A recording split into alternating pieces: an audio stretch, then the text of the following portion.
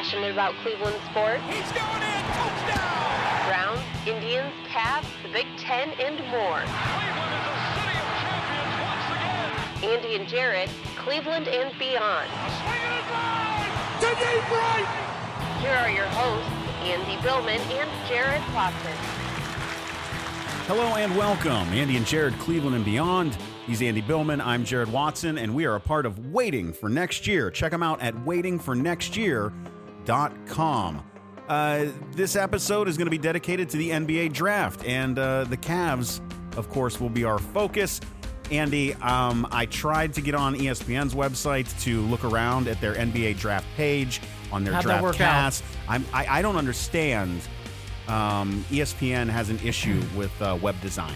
They suck at it. The web. I don't always go to ESPN.com for sports information, but tonight I thought, you know what, I'm going to, and I regret it instantly. They have an issue, and anyone who understands any part of web design, you don't even have to understand to know when you're looking at what I would describe as a clusterfuck of information. That's what I have. When the ad at the top of the page is larger than any of your content that you are promoting, you don't know what you're doing. Especially when it's an empty ad that is all white like the rest of the background of the page. That's my gripe. I'll leave it at that. Cleveland Cavaliers. The Cavs did not move like we thought they may. Andy, the draft going as expected is basically the only way to describe it right now, right?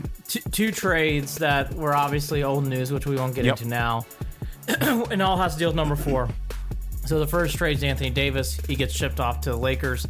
We'll probably talk about that in a future podcast. I don't think that's for tonight. And then the other one is the Pelicans then flipped it about an hour or two before the draft, and they traded to the Hawks, and the Hawks get Hunter, the kid out of Virginia.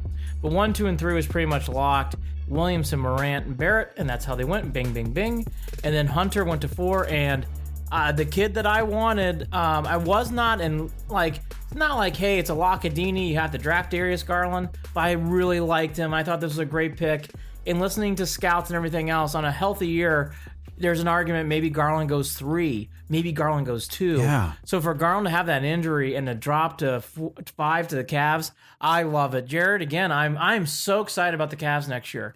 Garland is a great player. He was a high-level recruit coming into Vanderbilt. He only played 5, I believe it was only 5 games last year. He was out for the whole year. You know, you can go down the history list of injuries in basketball. There's 50-50. You can get some players that never really are the same. And sometimes you get a player like, again, Joel Embiid, who had a major injury coming in. He didn't even play the future year, and then he was fantastic after that. And then you got Noel, I can't pronounce his last name. Norland. The Sixers too. Yes, opposite. So you don't know, right? And you can go down the history of drafts for the NBA. But I think Darius Garland was a great pick, and I'm excited for the Cavs. Andy, what I liked was from the little bit that I've been looking at, he's got a nice stroke, man. He's got a good push on the ball, shoot. and that I love. Yes. I think that obviously the way of the league, you need shooters. Having that ability is something that the Cavs were lacking, and the other thing is the Cavs in this. If that's the best guy on the board in their eyes, then they nailed it. Because at the end of the day, the Cavs are a team. I thought it was a great comment when the 5 seconds I was able to catch of the draft, coming back from taking a midterm and setting up to do the show, was, you know, the Cavs are just lacking talent, which is how I've described it earlier throughout the season when I was hearing the gripes of certain fans of other teams that would try to call the Cavs a dumpster fire. And it's like, no, there was a talent vacuum. It's gone. There's nothing there anymore. You know, there's no real cohesiveness. Exactly. It's a transition period. It's Cavs basketball purgatory. And we are, watching hopefully what will be the development of some young talent with a coach who knows how to teach young players how to play the game of basketball, with assistants who are, right there for all intents and purposes are going to be on the same page with all of this. I can't see, there's no grumblings about, there's no Freddie Kitchens, Monken grumblings about not getting along. And I'm just looking forward to watching a developing team next season. That's what I'm looking forward to. And if we can get the shooting going, that'll make it entertaining. That will help. I think this is a all the way John Beilein pick. I will go to the ESPN.com website and read their wonderful write-up here. And they have here, as part of their strengths. Oh, I didn't say, the rating's great if you know where you're going. No, it's very strong. I found it in about 30 seconds, but I did find it. Here's the one. You're used to sifting through the bullshit.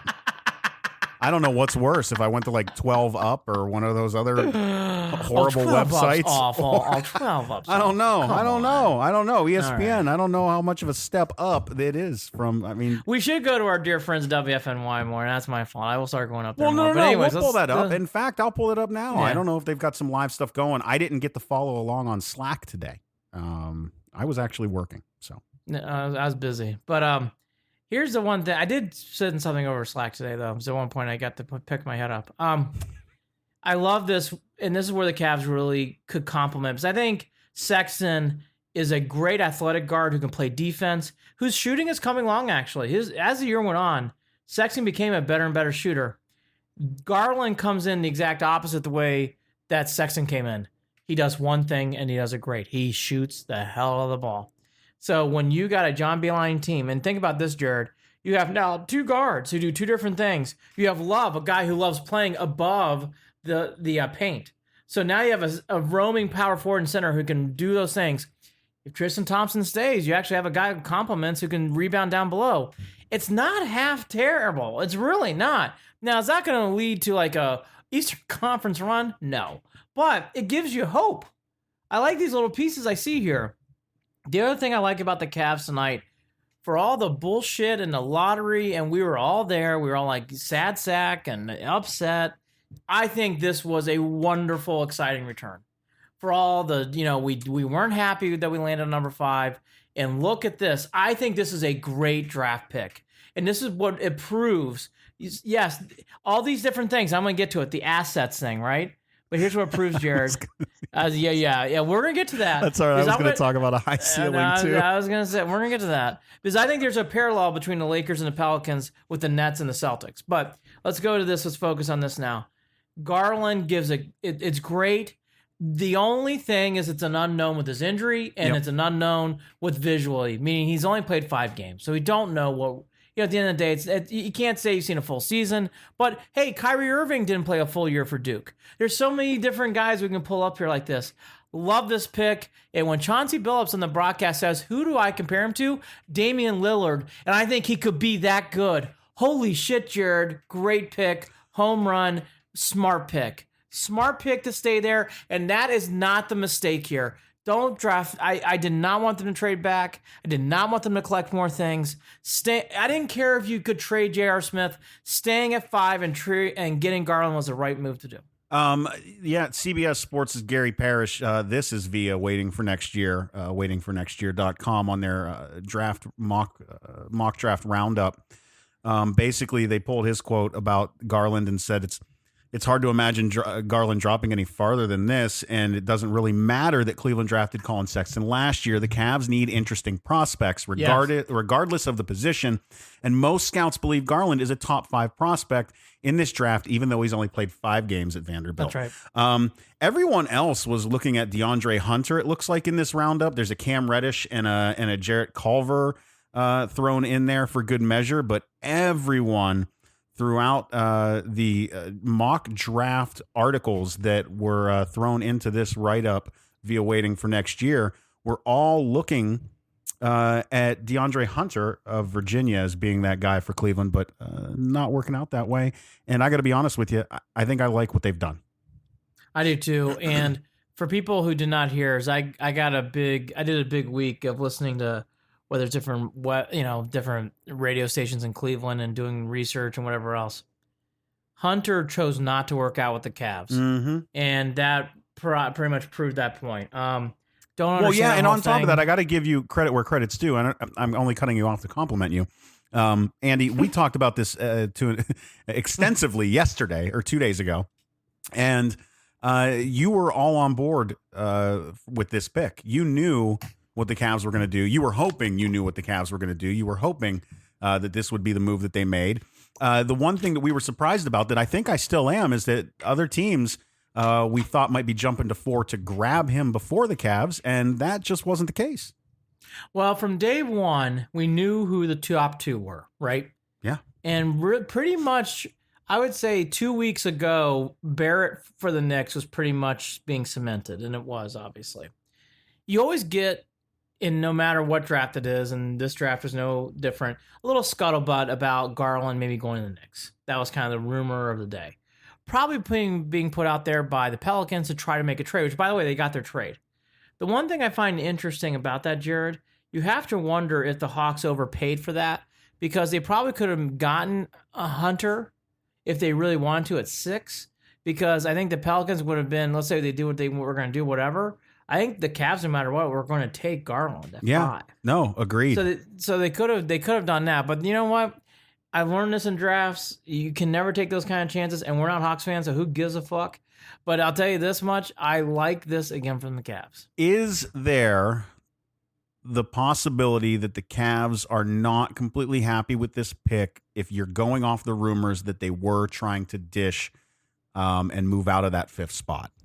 I think that was all to do with J.R. Smith. I think that's the one thing I know why the Cavs are trying to flip J.R. Smith, but I don't know how realistic that is. We don't exactly. Yeah, and that's exactly how I've looked at this from the beginning in regard to what exactly do they think they're going to do? What kind of moves does this team think they're going to make?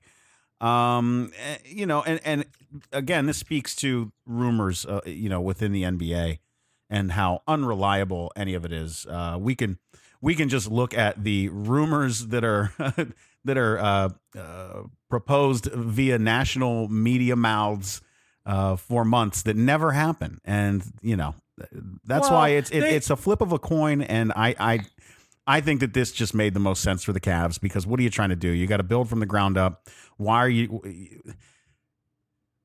Don't try to get cute and fancy. You're not in a position to get cute and fancy right now. Cute and fancy doesn't do anything for this team right now. Right, and Beeline plays multiple guards, not just 2. He can play up to 3 guards. Exactly. It doesn't matter. Like, schematically, it works. It doesn't. Like, people need to realize what the fuck was wrong with the Thunder of having Harden, Westbrook on the same team. I never understood. They're like, oh, that's too many things. I'm like, why is it a problem that Harden and Westbrook play on the same team? They went to the finals.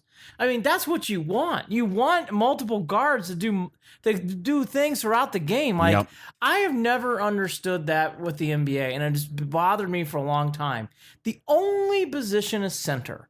If you want to say, hey, you can only have so many 7-foot centers, I would be like, I do kind of understand that, because you really can only have that, and especially in today's NBA, it's too hard. Too many injuries, too much of the weight that these guys have are within their bones and not in the muscle. Exactly. And by the way, you're not exaggerating. You're right. No, it's true. I mean, you can only have so many guys in your team. But point guards, who, again, his first line, high volume shooter. Why the fuck would you not draft this kid if he's available and you think he's healthy? Yeah. Why would you not draft him? Yeah. So, great draft pick. And again, like anything else, I'm going to steal your thunder. As you say this all the time. Look, to be seen. We don't know. But I do like this on paper. For what Beeline's trying to do, I like it. I'm actually ready to say this now. I am leaning more and more towards I would not trade Love. I think Love with Sexton and Garland make a lot of sense. I would really lean away from not trading Love now, because I can see where that could really work out. Even with his injury history, I think I would roll the dice and take a chance. Why not? This team isn't going to the playoffs next year. Right. I mean, why would I knock on wood for this? I don't know. Maybe they do. Maybe they're an outside 8 seed. Lord knows I've said crazier things when I thought they would be that last season. We all know injuries and unforeseen things happen. Well, it unraveled so fast. The joke being, what's the point? What's the point? What are you getting to get rid of Love? What are you getting in return for a Kevin Love at this point? What teams need a Kevin Love to put them over the top? There's only one, and they don't have anything. It's the Lakers. The Lakers can't give you anything. Right. They trade away everything. Everything's gone. So like they have nothing. Right. And now they didn't. Rumors are they didn't even understand how the salary cap issues were going to work on that trade and all that craziness. Okay. Do you want to go there? I don't know. Right, I don't know. This is the stuff that popped up today that I was hearing I thought was like a little nutty. I've been reading all about this. All right. Let's put the Pelicans last. Lakers. You got Anthony Davis. You did it. You pulled it off. You actually have some salary cap room to do some other things. You also kept Kyle Kuzma. Hey, you did it. You wanted to keep Kyle. And you somehow got Davis. Everything else went against what the Lakers are trying to do when you're winning an NBA championship. Your depth is gone. All that stock, and I know it sounds silly, but the Lakers put a lot of stock and a lot of time in Lonzo Ball. Doesn't mean that, hey, you cut your bait. And by the way, we cut bait with Anthony Bennett and other guys. So we know what cutting bait means. Now, Lonzo Ball's not Anthony Bennett. But at the same point, I get it. Like, Waiters. Hey, oh, God. He is so athletic. If I heard that, I never heard that. Oh, that is the line. I don't want to hear it yet. Well, do the Lakers have? Let's do one last speculation. I feel like I'm in the speculation world right now. That's where I'm living. That Bronny posted in his last Instagram post earlier today or last night was a photo of Kyrie and his pops. And of course that blew up because there's still this thought that Kyrie possibly goes to LA. But if you do that, you're using all your max room for Kyrie Irving. Yeah, I know. And by the way, I'm not saying that's a terrible idea, but you're really going minimum salaries throughout the rest of your team. Yeah. I don't know. JR go out there too. I don't see that. I just don't. Yeah, seriously at this point, right? But again, they are just such in a weird position. I find the Lakers to be one of the weirdest teams because I will bite my tongue. Could I see them making a championship run? Well, yeah, it's Anthony Davis and LeBron James. Yeah. That's not crazy. I'm not silly. But I got to be honest, it's really fragile. No, what are they going to do? Sign Mo Williams on again? Mo coming out of retirement? By the way, you're not talking crazy. I mean, you're talking Lance Stevenson's again. Yes. You're talking players that are coming off the street where it's like, not only are you playing, you're going to play 10 to 15 minutes. Do you get an old-ass Boogie Cousins now? By the way, you're not exaggerating, yes. And by the way, 10 to 15 minutes, what does that really mean? No, in the NBA, 10 to 15 minutes a night is a significant amount of time. Mm-hmm. You're playing some minutes and some roles. So I just think the Lakers... it's fragile, but sure on paper looks sexy. Now to the Pelicans. Here's what I've learned from the Celtics now when they made these kind of trades with the Nets and got all these things in and by the way, very similar to what I've seen today from Griffin, and kudos to him. He's really doing a nice job collecting assets. Here's what I've learned about all these assets over the years, and we should learn this from the Browns. And the Browns are poor examples. They didn't know what the fuck to do with their assets until Dorsey came in. But let's talk about the Celtics. The Celtics actually used some good draft picks here and made some things, made some wheeling and dealing. It does not equate to success in the playoffs. It does not equate to championships. So I'm happy for Griff. Zion Williamson's a great thing. I think New Orleans is a great city. I think that's so cool that he's going there. And I did not...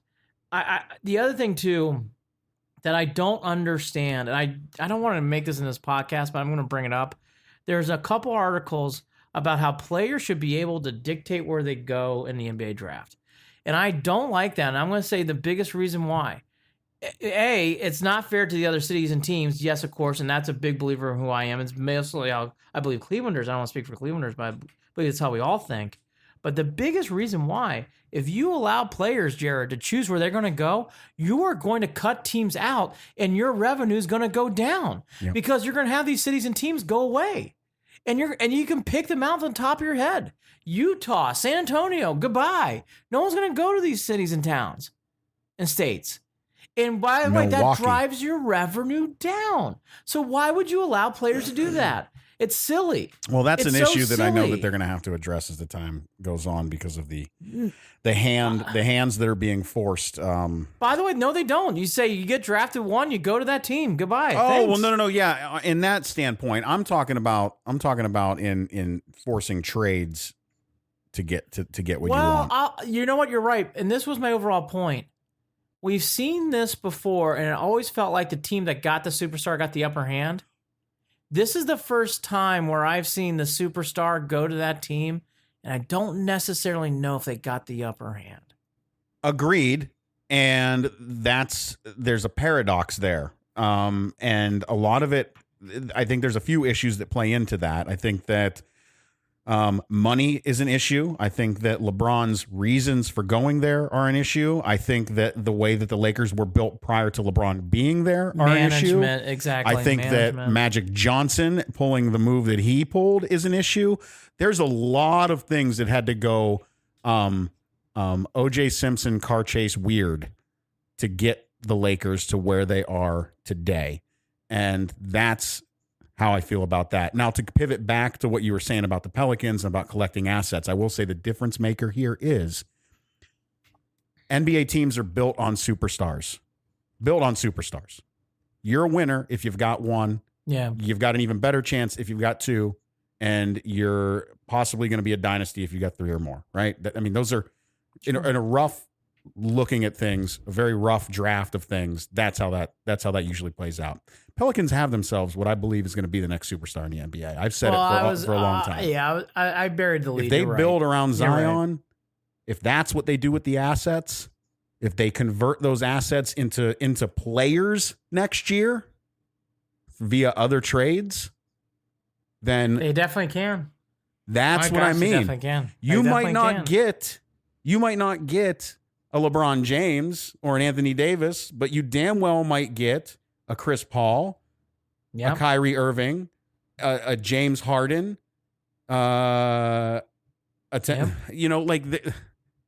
those possibilities are there that they've got a lot to build on with those assets in a way that the Celtics, I don't know that you can say, did they? I mean, they didn't have anybody on the level of Zion. Well, by the way, that's where the comparison where you're going is exactly correct. Zion Williamson gives you a pillar of where you can build your house and you can really stabilize your roof. Absolutely. And he does give you that, and there's no question. And again, the one thing that the Pelicans did that the Celtics did not, the Celtics got straight draft picks, basically. The trick that Griff did, which is why he is making great moves, he not only got picks, he got players back. Yeah. Hart, Ingram, Ball, they can play. I mean, they can start. Yeah. I mean, you cut bait with Solomon Hill's contract. Jared, those are great things. Tonight I noticed they drafted the kid Reddish. Okay, Reddish has got some question marks. You know what? The Pelicans can take that chance now. It's not as big a chance for them as it would have been for some other teams to do. Yep. So Pelicans and Griff, and I'm excited for Griff. I'm excited for them. I wanted to talk about this. I have a feeling that I'm going to be watching a lot of Pelicans basketball this season. Well, I'll be honest with you. I would actually make this bet with people. Man, it's a sucker's bet, so I can't do it right now, but I would. You could bet who in 2 years will have more wins, the Lakers or the Pelicans, in 2 years. Ooh. I think it's close. Now, next year, I think the Lakers definitely have the upper hand, but I think after that, I think it'll be close. Yeah. I mean, right there. I think the Pelicans could burst. Now, a big part of that trade is going to be Lonzo Ball and Ingram. One of those guys has to produce. If one of those guys produce like they were, along with Williamson, holy cow, you're off. And they got Drew Holiday. They really are a stacked team. God, they're going to be pretty good.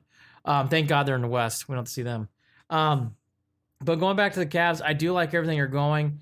You know, one other thing to bring up, I don't know where we are on the draft process. I'll check real quick on that confusing website that you love to hate, ESPN.com. Looks like we're at pick 14. God, it's like a site out of the 90s.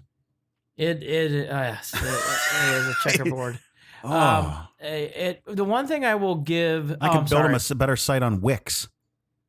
Okay, all right, Jared. No, I'm not done. It was good to hear that Gilbert got to go home today and get out of the hospital and get some R&R. As you can tell, and as it should be, very limited information. Other than that, he's been released and he's allowed to go home. And he'll be rehabbing, obviously. He's going to be doing a lot of rehab. Yes. Yeah. Yes. So hopefully we get some more updates as we go, but I completely understand the privacy stuff right now, and I think that's going to be more to come. Yep. I don't know when, obviously, as we all do, we don't really know when that's going to pop up.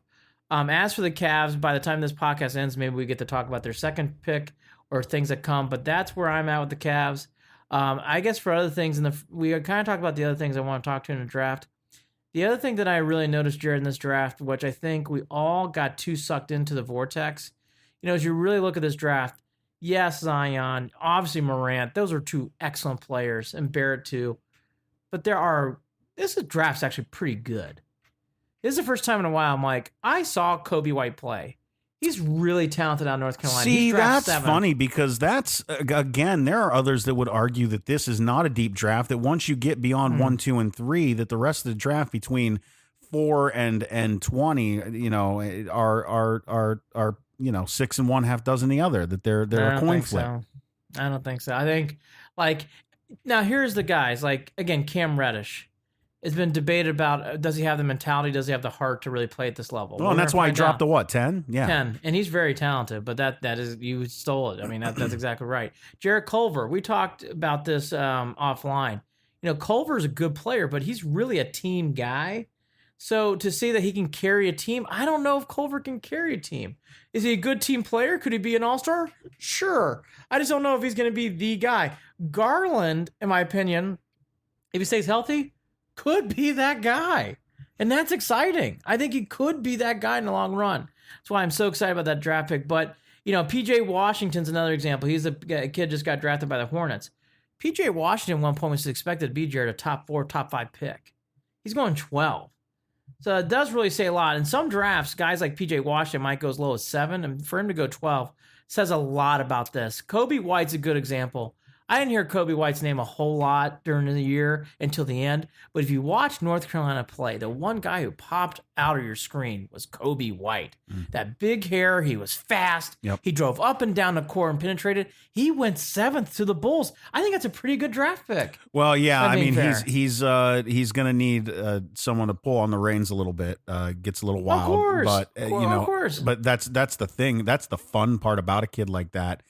Probably needs a little meat on his. Well, I don't know. What do you think? Well, about all these kids. And by the way, what did we hear about Sexton last year? A little thin. And by the way, towards the end of the year, you didn't hear those comments. People need to remember. Yeah, I have to remind myself of how young a lot of these guys are. Yeah. Garland's, I think, 18 or 19. Sexton. And by the way, Sexton did what I thought. And for people out there, if Garland struggles early, it's okay. Mm-hmm. I've pounded my fist with that with Sexton. I'm going to pound it with Garland. Well, I mean, all you have to do is jump back to didn't James Harden in his rookie year, and it took years for him to develop. Antetokounmpo got better over time. Was a diamond in the rough. Did not tear it up even when he got healthy. It took him time to adjust to the game. Yeah, it's going to happen. Yeah. All right, and we know it's a very different game. Oh my God, night and day difference. And by the way, to be fair. And then I'm ready to go to the tribe if you are. That is what it's still the right move, and I'm excited. But that is also the adjustment our new head coach is going to have too. Yeah, he's a guy coming from the college who's taught a lot of college throughout his life, and it's going to be a very different game. I do think Beeline's ready, and I think he'll do a good job. But that is a fair question mark. It's a fair question mark going into next year. Is how Beeline will do.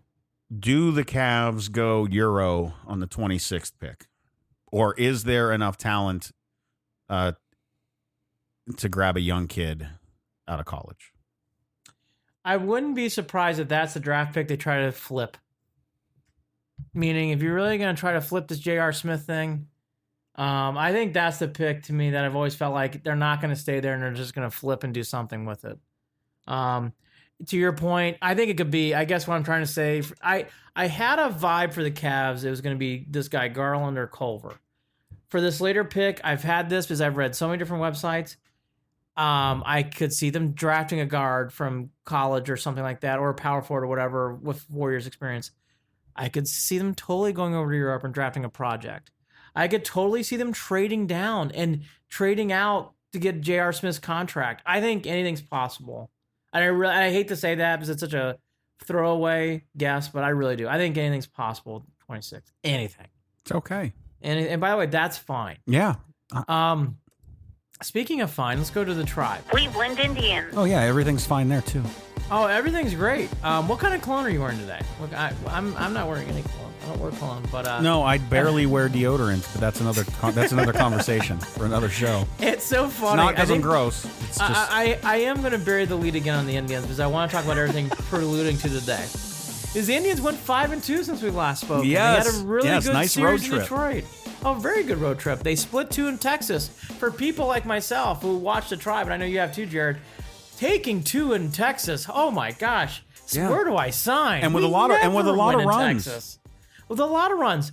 49 runs in 7 games. That's as for people who can do division. That's 7 runs per game. That's great for the Tribe. That's the What a best all great season, run. I would bet. And let's be fair to all those people that I ripped. Of course, they all came out of the woodwork and hit. Bowers gets a cycle. Bowers hit the shit out of the ball on Wednesday night. Martin, until today, steals home, made exciting plays. He had a wonderful series in Detroit, and he sadly left that in Detroit, then went to Texas. We'll get to that in a second.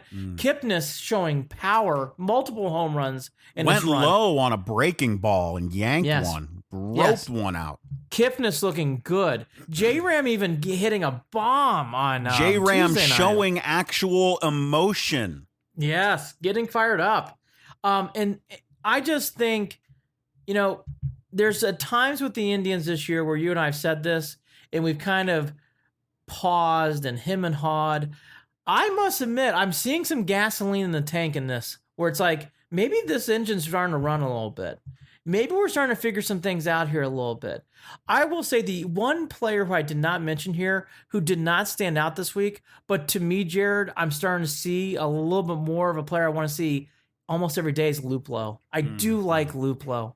I'm starting to really enjoy We his play. saw signs early in the season where I think we were quick to jump on him and then Yes. And by the started way, to back off on him before anyone else, to be completely honest. and they did the most proper thing for him, and he needed it. He went down to Columbus. He adjusted his game, and when he came back out, he's been flying. I would advise, I would still do that to Bowers, even though Bowers has been playing better. I think Bowers could use that still. Anyways, that's neither here nor there. Luplow's trip to Columbus when he came back, flying high. And by the way, Santana's playing well, but hasn't carried this lineup. Great to see. You need that right now. Lindor, he's doing good, but he hasn't been carrying this lineup. Good to see on weeks like this. This gives me hope to see players other than those guys, the Lindors and Santanas, Terrible night carrying at the this plate for lineup. him. Terrible night tonight. Yeah, and for by him the at way, plate. really Lindor's not I'm done sorry, anything on this trip. day at the plate. They at the plate. Santana's had some moments, but Lindor's really done nothing on this trip. His average is still good, but really nothing comes to mind of like moments. But that's okay. Everybody else on this team's picking it up, and Lindor's energy is picking him up, which we'll get to in a second. Yeah. I do think a big part too here is, Trevor Bauer, who is the ace of the staff, had a great week, and he finally lived up to that mantle. Stop calling him that. He is the ace of the Indians, and he pitched a wonderful game against Cincinnati. Stop calling him that. And then our ace, he's going to go back to shit because somebody else is going to the IL. Up. Jared's ace, my ace, your ace. Trevor Bauer also had a wonderful game on Sunday. Good back-to-back starts. And Jared, I don't think that's a coincidence that the Indians went 5-2 as Trevor Bauer pitched very strong. They needed him, and it's amazing when your leading pitcher, who's a starter, comes out and pitches like that. Your team picks up an energy. They didn't go 3-4. They went 5-2. Bauer starts really mattered this week, and I don't want people to forget that. His play was important. Now to the other half of this week, which did stink. It's not the 2 losses so much, but you kind of alluded to it. Clevenger, who typically, as some pitchers do, come back, shaky start, look rusty, but also had that ankle twist. It has just come out tonight, and tonight is Thursday, that he's going to go in the IL with an ankle injury. Ankle injuries in pitchers, from what I've learned, I know Hoynesy, and I'll give credit to him, he's the one that came out with the article. I'll read right from it. If Clevenger returns to the injured list, the move could be backdated until Tuesday. That would allow him to start against Baltimore at the end of the month when the Indians go on an 8-game road trip to get prepared for the All-Star game.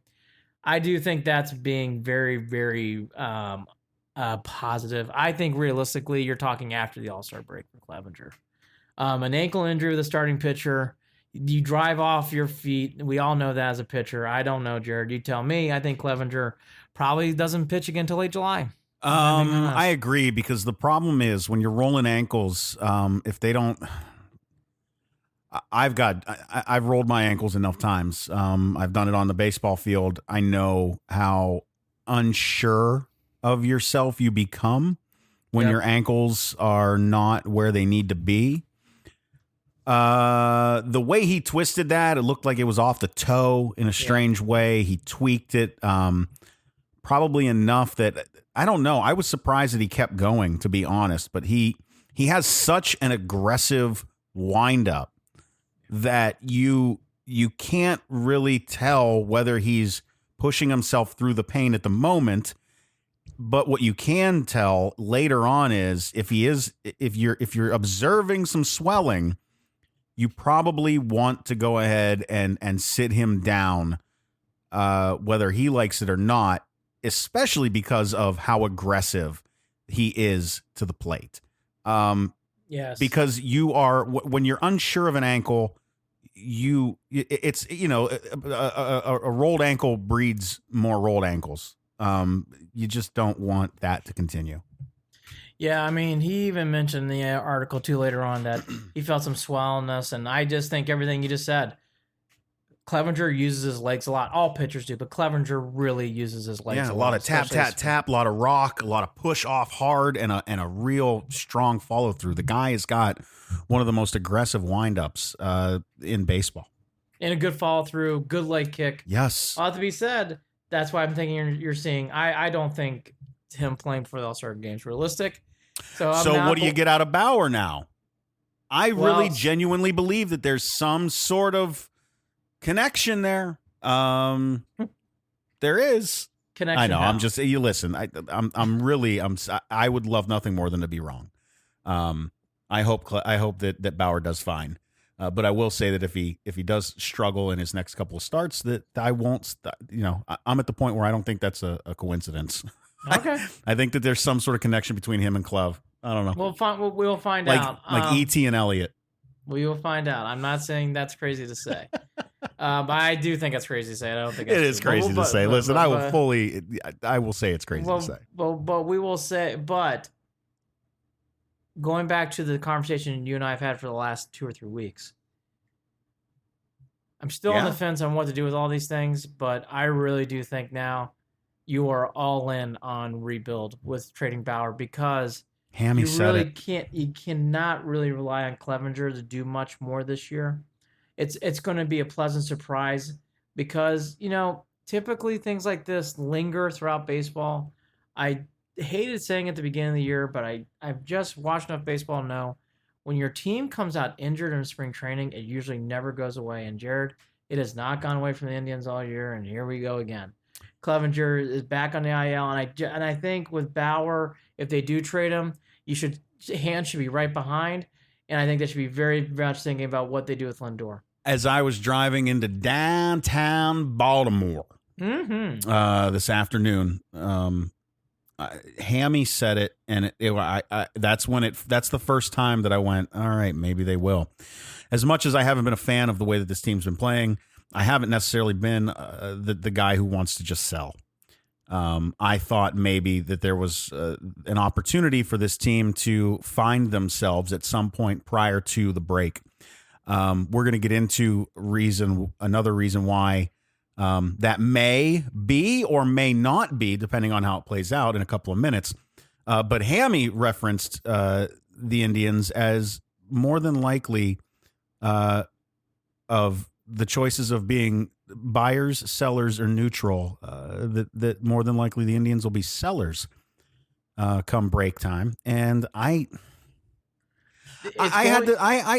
was genuinely bummed out to even hear him say that. Yeah, I don't think they're there yet, but he has a good read on this team for obvious reasons. So for him to say that has some volume. What I will say is I think they're holders until after the All-Star break. The only thing with the Indians that I've noticed, which I actually don't like, and I've never seen with this team, they are living way too much in the moment. Where I think at times where it's like Clevenger's hurt, now they're sellers. Well, I mean, can't we let this play out and see what happens? I mean, can't we give this some more time and give it some more oxygen? We do not have to rush. I don't think we do either. Andy, we've got 41 days to worry about this. Yeah, let's see what happens going into the Cleveland All-Star game, and then let's figure it out from there. I just think from there, I think we can play things out. But until then, let's wait. Now, after the All-Star break, Guys start making some decisions. And Andy, let me say this too. After tonight, the Indians still might only be 9 back. 9.5. Yeah, they're 9.5 out. Well, the Twins lose tonight, which they're already losing right now to Kansas City. 9. They're 9 back. They're 9 back. Right? If that happens, the fact that I'm saying it now prior to it ending, you're going to listen to the podcast. They'll have won because that's just how that works. But I've said it. Get to 6 by the break. It's in play. The one thing with the Indians that I have just not seen yet, even with this good week, but this is the first week I felt the offense come alive. That's the term I'll use. Yep. I felt they came alive. Yes, Texas weather. Yes, Detroit stinks. Okay, fine. Right. But How sustainable is it? Because the Indians did not do well against Texas' best starting pitching. Right. But here's what else I say too, Jared. When they played the Orioles and they beat up the Orioles the same way, I didn't feel this way. And there was a time this year when the Indians went on a run and they won a few games. I'm like, I like this, but I'm not thrilled with it. This is the first 7-game stretch where I'm like, they look good until today, which we're going to get to the last. So then today happened. Well, before you even say that, I just want to give one more set of numbers, and then we can roll into that. I need to highlight the fact that the Indians have a winning record both on the road and at home. That is another good sign to hold on to. Yes. And we referenced it, and I didn't put it today, but I will hammer it. If they can stay stabilized their starters now, they still have good starters, and their relief pitching is very good. Their relief pitching is probably some of the best in the game. And I really feel confidently walking out with Brad Ham making any kind of big save in a big spot. So the Indians have the guns in the staff. They have some guns in the relief pitching. Can they scrap enough runs here in the next month to really make a run? We're going to find out. We're going to find out. I'm feeling better than I did a week ago. They're 2 teams back of the second spot right now for the wild card. Yeah, but it's only separated, I think, by about 2 games. Yeah, total. actually, here's Boston's ahead. They're a game behind. They're a half game behind the Rangers today. 1 in the loss column. They're only a half game ahead of the A's, which the A's dominated the Indians this year. And I will say the one thing that I'm not worried but gave me pause, the Angels have caught up, and they're only They're only a game and a half behind the Tribe. So there are a lot of teams jumbled with them. But let's just be honest. Bo Sox playing the East. They have to play the Rays, who are the other wild card spot, and the Yankees. Rangers, A's, and Angels all play in the same division along with the Astros. So these are teams that the Indians don't have to deal with. In past, that has helped the Indians. Why wouldn't it help the Indians here? I think this would actually be a good break for them. Yeah. If the Indians can play well within a division, which from here on out, I can't see why they wouldn't. The way that the schedule is, and with all the matchups they still have left with the Twins, and they can beat the Twins. We know that. And they've dominated the Tigers. They've only played them 6 times, and they have dominated. Right. They had some issues with the White Sox, if I'm not mistaken. Oh, by the way, we don't play them until September, so that's good. They're off the grid. They've been a pest. Well, they have been a real pest this year. And this coming weekend, another great series that I will be at throughout the weekend. Against the Orioles, where I'm hoping that the Indians do what they usually do at Camden Yards, at least the last couple of times that I've been there. Yep. Good chance of getting to where I want them to be. But we're going to have to see how leadership in the dugout starts to apparently is starting to show its head. And I've been begging for it since before this team started this season. Everybody who listens to this podcast, if you've not seen the highlights from today's game, today being June 20th on a Thursday against the Rangers, you should watch them.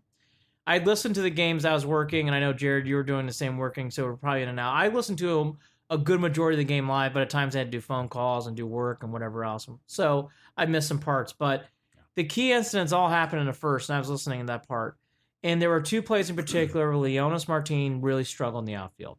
One play where the ball just, I don't know, simply just got by him. He overran the ball, did a strange back turn. And did a strange huff before he went to go get the ball. Yeah, it's like sloppiness. And when he threw the ball into third, J-Ram snapped the ball. As you could tell, he was pissed that Leonis made that play. And then on the next play, Pilecki, I know it's debatable, but Pilecki did not get in front of the ball quickly enough. Andrews scores 2-0 like that. I thought that was a bad play from Pilecki. Defending Pilecki, that was heads-up base running. That ball kicked off and rolled into the grass too far and but too he quick. did not react quickly, and you got to react better than that for Pilecki. That's gotta know where the ball is, but that was I still can't blame him, but I got you.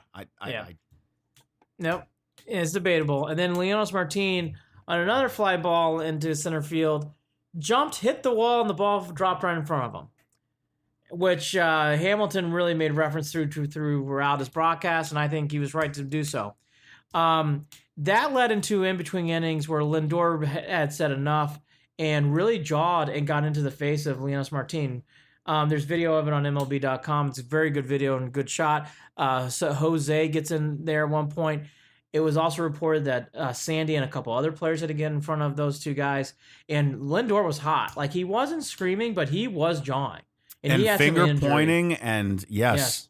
He had some energy behind it. It was the most intense and angry that I've ever seen Lindor. This is a guy whose smile lights up, that's all you see him doing. Every time the camera's on him, every time he's around any of the players in the clubhouse, in the dugout, that's who he is.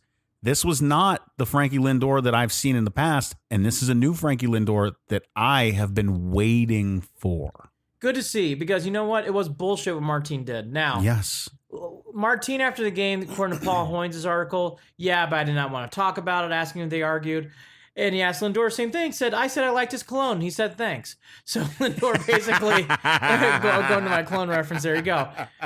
I'm not going to say anything more about Lindor's. Jared hit it. But I'm ready to now say this about the other half of this. It's time for Lindor Martin to find a new home. It's time for him to go off to other pastures. He has done this shit all year with the glove in the outfield. Overrunning plays, mishandling the ball in center field. I've been griping about it all year. Missing cutoff men. Oh. It's enough. No mas. I'm done. I don't want to see Lindor Martin in the outfield anymore. And again, I'm out. I don't want to maybe a change of scenery will help him. Good. See ya. Nothing bad to you, Leonis. You know damn well, because I know you're listening to this show. I know that I have done nothing but hope that kid would have a bounce back year this year. Admittedly, as we have gone along, I have said it's just not working out. And here we are. Leonis, it's come to a head. And you know what? You might be the problem that we needed, because the way that Frankie reacted was in a way that I've never seen him grab ownership of. It just feels like he's taking some. It's good to see some emotion that this team is not playing up to the standards that they need to, and they have had they've had a few of these games. Where you've seen some you saw it even yesterday. There was I think Santana, there was a bad throw to first. Something, if I remember correctly, you've seen games where it just, over the past month even, where it's been like, this is embarrassing. What the fuck are you guys doing on the field? And the other thing that I will say is, not only the leadership that I think that we're seeing out of Lindor, even though it's coming in the form of taking it out on Lindor Martin, is actually seeing, for better or for worse, some real emotion out of Jose Ramirez. He's done a real good job this whole year of biting his lip and not really showing much real emotion. Maybe a little bit of disappointment here and there. But he's had really like this kind of grit in his teeth kind of look throughout the entire season. And we are finally at a point now where he is even looking pissed off. Because when that ball came into him, you pointed it out to me, Andy. He swiped at it on Leonis's ridiculous throw off the bag at third from right center. He swiped at it to grab it off a hop, and he just looked pissed off. Good. And he got pissed off. He got pissed off the other day at Plesac, I think, too. But that was kind of funny, actually. But seeing emotion, thank God, because I thought it was going to be Carlos Santana, because Lord knows he's not at a point where he's going to put up with any stuff. No. He just hasn't. No. But he's been rather calm with these kids, with these guys. And I say kids only because I'm talking about a guy who's been there, done that for a long time now, and a pretty young roster with the Indians for the most part. I just think it goes. Yes, all that's true. I just think part of what these guys have been, what I've been seeing. Lindor Martin, we're glad you have your health. Lindor Martin, we're glad you're on the field. But Lindor Martin, that does not excuse you for playing shitty as you have been this year. You have not played well. You have not looked good. You've had many of these moments. They could have gone off a few weeks ago. They could have gone off 2 weeks ago. Yeah, It isn't new. It isn't a new. Yeah, it isn't like this is just, oh, hey, he had a bad day and you're going off on Lindor Martin. No, Leonis has done this all year. And it's good, as you alluded to, it's good to say, hey, you know what, Leonis? If you're going to play that way, you can get the fuck out. It's enough of this. I'll go a step I'll be interested to see if further, he makes it through a weekend. and I'll say, Leonis, are you serious right now? You think you can argue back with Lindor at this point? I agree. And by the way, You have no business to do anything other than shut your mouth, accept the fact that you are playing some really shitty baseball, bad, and bury your nose and get to grinding, and that's it. Like, you don't have any other. Like, he stood there. Frankie was sitting down. So picture this if you haven't seen it. Frankie's sitting. Francisco Lindor sitting on the top of the benches in the dugout, and he's finger pointing at Leonis, and he's pissed off, and he's just going. He's John. Martin is standing there toe to toe and getting in Lindor's face. Stop that shit right now. I will be interested to see if Leonis Martin makes it through the weekend. Well, that's fine. Bobby Bradley, come on up, brother. Let's go. I think Leonis Martin's. Let's go, Bobby. Where you been? So how many home runs he got? He hit 30 yet? Oh my gosh, who knows? But the Leonis Martin show, I think, is about ready to come to an end in center field. And again, glad for his health, glad he's healthy, glad he's playing. Enough. I have seen enough of Leonis Martin. I'm not going to change my opinion. Enough. I'm done. I don't want to see Leonis Martin play anymore. Boy, did we have like a who's going to go down, who's going to be gone first, a Bowers or Martin bet? Did we do that? No, should have. But and Bowers, by the way, get a cycle. And again, Martin played wonderfully in Detroit. He stole home. Right. He did things. He looked active, but he's not playing the Tigers. It doesn't seem like Leonis Martin's in these games. We platoon him against the Tigers only. Other than that, he's yes. Yeah, if Leonis Martin can play against Tigers anytime he wants. Yeah. Other than that, he stinks. Sorry. I'm not seeing. Anyways, yep. I'm not going to repeat myself. You're right. You're right. It's just enough of this stuff. I just can't. Anyways, so the Tribe come home to play the Tigers. They play the Royals, as Jared alluded to. Then they go on the road to Baltimore and Kansas City. So a lot of Royals. And then they end the year. They end the All-Star break going into Cincinnati. No, I'll be at the end of the year. That's not a Nationals Park in D.C. I'll be there too. Oh yeah, by the way, they do, and also they have a great week in August where they played the not only the Yankees but the Mets all in a row in New York. So I'm actually already talked to my dad. I really want to go to some of those games. We might have to talk about that. I might have to go up there. I've been to both of those places, on the field and on the roof. I've been to the new Yankee Stadium quite a bit. I've been to Citi Field once. Citi Field's great. Citi Field's gorgeous. It's big. It's got a real nice look. Yankee Stadium feels very cramped. I'm not a big fan of Yankee Stadium. I don't like it. I think it looks plasticky. Yankee Stadium is the Marble Palace, and I'm not a Marble Palace guy either. If you like marble and you like fine dining, you're going to love Yankee Stadium. You really will. Yeah, Pinkies up. You're going to see fine dining, tuxedos, and all sorts of stuff.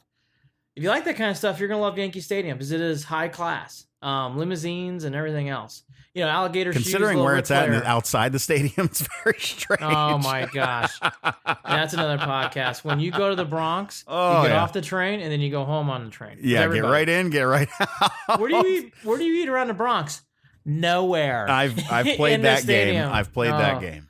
I am amazed because there's supposedly one Italian restaurant, and I have not found it. I only eat at the ballpark or before. Anyways, I can go on. Yankee Stadium is not Progressive no, Field but Citi Field, it's beautiful, and man, I really, had a really great nice. look across the Hudson. And I'll be fair too. There's not a lot around Mets place either. It's out there in Flushing. There's not a lot of places, but with Flushing, it's a safer environment than the Bronx, and that's that. Okay, Anything else with the Tribe? I think we've hammered off enough of these things. I will say this. Let's just add one more thing. Where do you think Tito falls in line over the next couple of weeks in regard to some of the flushing out of the emotions, and with this team? You think he stays normal Tito? I mean, we talked about this too. Him throwing Cole in the other day. Or today, it wasn't the greatest idea either. With a close game, gave up a home run. That was a shame because he should have put Hannah in there the whole time. And you hate this, anyways. It is what it is. Cole gave up the home run. The only thing that, I guess in a mindset that why he's doing that, he wants to see what Cole can do in that spot. It's a close game, and he couldn't keep the game there, and that stunk because it was 2-1. Goes against his formula, though. This is a guy who says, all I do is look at each day and try to figure out how to win that game. No, I know. And I know. Well, it's hard, though, too, because the Indians are in a long stretch where they don't have a day off. So, anyways, all that to say, they did blow today. The only thing I would say about this whole Tribe thing is the moment. I don't know how Lindor and Martin stays much longer on the team. I think he's got to go. He's got to go. I think it's a statement. Yes. I think that it's a statement about many things. I think it's a statement of backing the guy in your clubhouse who's a leader. I think it's a statement about what play is not going to be tolerated any longer. And I think it's a statement of, hey, we've stood by you and you haven't delivered back, and it's just time for us to part ways. That's my big thing I'm watching. I want to see if he stays, because I think it's a mistake if he does. I think it's time to go. Agreed. I think it's time to find greener pastures. Quick wrapping up things. We are up number pick. Let's see where we. I know the Cavs haven't picked yet in the second pick here in the first round. So I guess we won't get to that today on this podcast, but maybe we'll hold out with luck. I did watch the second half of the USA-Sweden game in the women's. Mm-hmm. This girl, Heath, had a wonderful goal. My gosh. Basically juked out, put a foot, thinnest of margins, put it right in the back of the net. Back of the net. Her name is Heath. Is this off the corner kick? The first goal that they scored. Second goal, because that was the first goal they scored, right? Yeah, second goal early in the second half. Heath just put on a great move. It looked like Carly Lloyd might have been offsides, but I'm glad they didn't call her off. I guess they replay these now. I haven't watched the latest World Cup, but now they're doing replays like everybody else. Okay. But they did not call it offsides. USA ends up winning 2-0. The only thing that was a bummer in this is Morgan got hurt in this game. Doesn't know the severity yet. Sweden's always played. And by the way, they're good teams. Sweden, Canada, these are good teams. They're scrappy teams that play hard. And the U.S. really looks sharp today, but you hope Morgan's there for the long run. But this girl, Heath, she is a very good player, very skilled. Never seen her before until today, but she can really play. And they now go on the next round. They play Spain. Hopefully, I think it's Thursday they play next. I will be watching through on out. But again, the bigger story to me is Morgan. You hope Morgan's okay, because you'll definitely need her as the rounds go on. But so far, really, even in this game, and Sweden's one of the better teams, Jared, they really, except for like a couple plays here and there late, really no pressure in goal. Really, well, I love that you say no pressure, and it's so funny to think that because this is a team now where they're looking at the pressure of knowing that there's a lot of Americans, this entire country, probably thinks that they're just going to walk home with this. I hope that they continue to deliver. I hope I get a better shot at actually watching some of this. I haven't had a chance. Today was my first chance. This isn't like my standard. I'm just not putting it on because I'm lazy. I really haven't had an opportunity to watch any of these games. And I'm looking forward to watching, especially in the upcoming rounds. Yeah, I watched the second half, and like I said, it was damn impressive what that girl Heath did, and as for the whole team. I agree with Jared. If they win and if France holds, because France is the host country, it would be France and U.S. in a round of 8. That would be tough. I don't know anything about France, but I do know about emotion. And France being the home country and home with the crowds, home crowd, that's going to be a tough for the women of the U.S. So time will tell, but so far it's been you call it the way you see it, it's chalk walk, even with Sweden. And Sweden is very good. The U.S. made them look ordinary at times.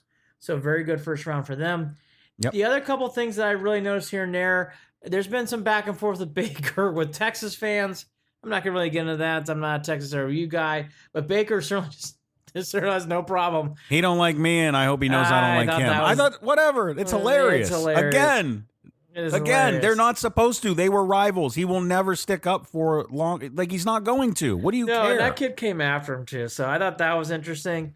I think the other thing that I just have been noticing again, and this has been the pleasant thing I've been talking about, it's another week of OTAs and teams and stuff, and it's been a quiet week. Yeah. It's amazing.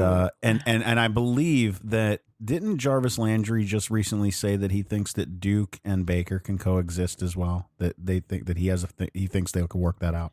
I think that's great. To be seen. Yeah. To be seen. I think that's great. Yep. I think all this is to be seen with Duke Johnson. It is to be seen. But I've said it. I said it. Give it some time. You don't know what's going on behind closed doors. We'll find out. Emotions run high. These are NFL players that have, especially a guy like Duke, running back, short shelf life. And in Duke's case, probably longer in his position because of the lack of use, which is good for him and an opportunity to do something big this season. And like you and I both have talked about, we hope he comes around. We hope that he sets the pride aside and decides to remember that when we're talking about being loyal, we're talking about being loyal to players on the field and not worrying about loyalty to front offices. That's where we differed on the thoughts that Duke was putting out there. So. Yeah, listen to the previous podcast. We spelled out pretty clearly. And again, I'm finally glad. This is the first week in a while. It's been very quiet. I mean, other than that and that's just little stuff. There's really been nothing at all. So, our next podcast will happen before the 4th, and we're going to take the week off. And then after the All-Star break, we'll come back, reevaluate, and start doing some college football things going into Browns camp, and away you go. That's the week it was. And again, Thursday is a big night for people who might have missed it. Garland, I think it's a great pick. I know, Jared, you seem to agree. He's shaking his head yes. And I do think now, for the first time, the Indians have their first real, it happens in the baseball season, their first tester. How are they going to handle this Lindor and Martin situation? And it is a situation now. How do you handle it? Do you put out the fire? Do you keep playing them? Or do you do what I suggest and just say goodbye, cut your losses, and move on? I say cut your losses. It's the most exciting thing that has happened this season for the Cleveland Indians on or off the field. I don't know. Bowers, I know. I would see. Damn it! As soon as I said it, all I thought was Bowers and the cycle. I was gonna say. I think Bauer stuff. I think Trevor Bauer. And yeah. Now I'll put this third or fourth, but it's still all right. It's a top 5. It's a top 3 moment. It's the biggest thing going right now, and it is. And again, the positive. The Indians' offense, for the first time to me, looked like they had some mojo. Looks like they had an extra gear. It wasn't just their scoring runs, and it was like, I think this will pass. I think they had more chug. They had more gas in the engine. Hopefully it continues. And again, it's nice to see this lineup do it with really, yes, Santana had some moments and Lindor had some moments, but really the heavy lifting was done by the guys who have really struggled, including, yes, Lindor and Martin, who can play anytime the Tigers are playing in town or in Detroit because he dominates against his old club. He looks so good when he's playing against the Tigers. At least we're not Detroit. Yes, exactly. One other quick thing. You should watch all these videos today against Texas. Watch the drops, watch these other things. I think it's fascinating. The thing it gives a piece of the pie. I know these day games are hard, and sometimes don't shy. You should watch the highlights if you didn't watch. Yeah, they were the only early game today. They were the only one. They were, and it's in hot ass Texas. Oh god! And by the way, I'll say this too as a positive. How many awful fucking road trips have they had to Arlington over the years? I mean, even when the Indians were really good in the 90s, they never won in Arlington. The 90s Indians... No, Arlington and Oakland, 2 places that stand out to me all the time. Kryptonite. Just, they never do... Yankee Stadium's another one, obviously. But, again, for all that to be said, they did well, and, hopefully better days to come, and the schedule is breaking the Indians' way. More Tigers, more Royals, O's, more Royals. Take advantage of these opportunities. Win, win, win. Andy, we're not going to make it. We tried, but we're sitting on the 19th pick, waiting on the Spurs here. So let's just go ahead and say we'll talk about whatever the Cavs do on the next episode. And let me go ahead and tell you that if you want to comment on the show and give us some advice on how you would do it differently, feel free to email us, Andy and Jared. Nah, go ahead, be rough. I don't give a shit. Either way. It's been a long Andy week. And Jared. I'm the one reading the email, so I'll filter whether you see it or not. If it's too rough, I'll keep you from reading. Andy and Jarid at gmail.com. Also, check us out, the website, andyandjarid.com or clevelandandbeyond.net. You can also follow us on Facebook at facebook.com/Cleveland and Beyond or on Twitter at CLE and Beyond, at CLE and Beyond. And of course, we are a part of Waiting for Next Year. Read all their amazing original content at waitingfornextyear.com. He's Andy Billman, not wagging his finger. I'm Jared Watson, Andy and Jarid, Cleveland and Beyond. Go Cavs.